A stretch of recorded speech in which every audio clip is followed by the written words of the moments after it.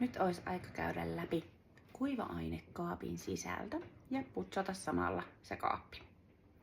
Meillä nämä on tosiaan laatikoissa kaikki. Nämäkin meillä ei ole kaappeja oikeastaan ollenkaan. Ja mitäs täältä löytyy?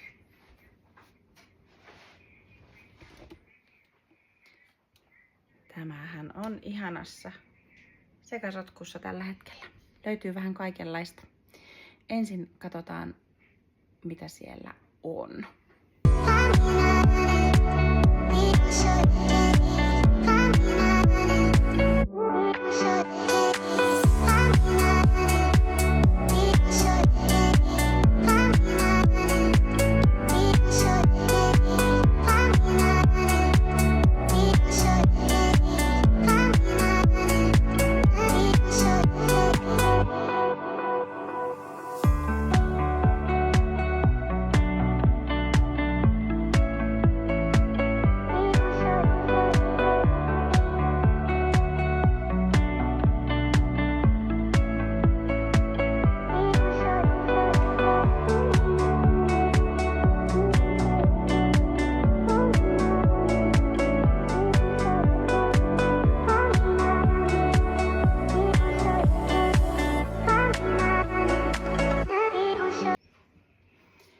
Sitten käydään läpi, mitä näistä menee vielä takaisin ja mitkä on ehkä jo sen verran vanhoja, että niitä ei laitetakaan tonne kaappiin enää. Periaatteessa sellaisia ei pitäisi kauheasti olla, jostainkin säännöllisesti käy läpi. Mutta lipsahduksia saattaa olla, koska oothan se voinut laittaa sinne viimeksi jotain, jos on vielä vähän käyttöaikaa, mutta eipä ole tullut käytettyä silti.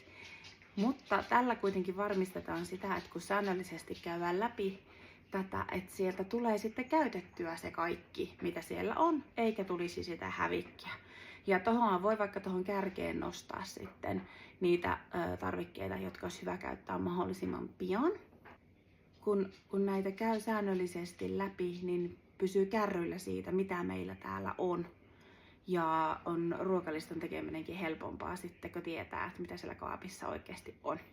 Ja sen takia mä tykkään nimenomaan tästä laatikkomallista tässäkin, enkä kaapista, koska mä näen, kun aukasen tuon laatikon, niin mä näen kerralla, mitä siellä on. Se on aika kätevää ollut. Tästä meidän keittiöremontista on jo yli 10 vuotta aikaa, enkä ole hetkeäkään katunut sitä, että laitettiinkin laatikot eikä kaappeja. Nyt mä käyn nää läpi ja pistän ne mahdollisimman selkeäseen järjestykseen tuonne laatikkoon takaisin niin, että sitä on ilo sitten taas käyttää.